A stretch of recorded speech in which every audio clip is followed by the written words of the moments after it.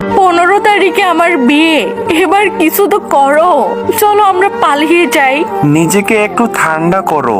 দেখো, ফ্যামিলিকে ছাড়া থাকতে পারবে তুমি? যদি আমরা পালিয়ে যাই তাহলে কিন্তু 3-4 বছর তারা আমাদের নাও মেনে নিতে পারে। প্রথমে একটু কষ্ট হবে, কিন্তু আমাকে তোমার সামলাতে হবে। অল্প বয়সী মেয়েদের সাথে প্রেম করলেই এই একটাই সমস্যা, বাচ্চাদের মতো তাদেরকে দেখে শুনে রাখতে হয়। এই শহীদের বাচ্চা, আমি বাচ্চা না, ঠিক আছে? আমি বড় হয়েছি, বুঝলে? এখন কি ঝগড়া করবে আমার সাথে তুমি? না।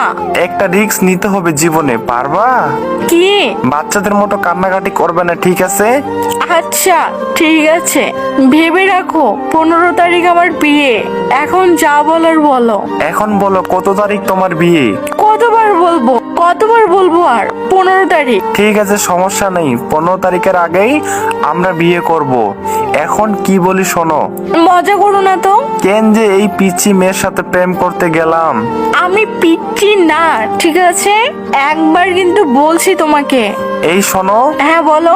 তুমি তোমার স্কুল ব্যাগ করে তোমার কিছু জামা কাপড় নিয়ে তোমার বান্ধবী নীলাদের বাসায় রেখে আসবা। আর শোনো, বোরকা পরে আসবা, আমি আসতেছি। কিন্তু কেন?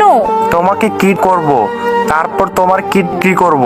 তাহলে তো আমি শেষ হয়ে যাব। হায় আল্লাহ, এই পিচ্চি মেয়েটাকে নিয়ে আমি কি যে করি।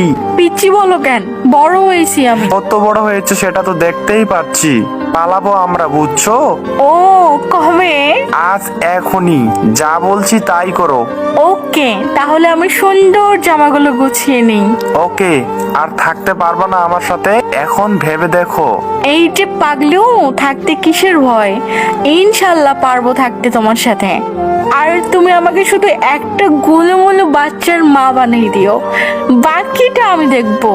ওরে, আমার পিচ্চিটা এত বড় হয়ে গেছে, আমার থেকেও বড় প্ল্যান করে রাখছো তুমি। হ্যাঁ। আমি আসতেছি, তুমি আসো। ওকে। সাবধানে আসবে তুমি। ওকে আমার পাগলু।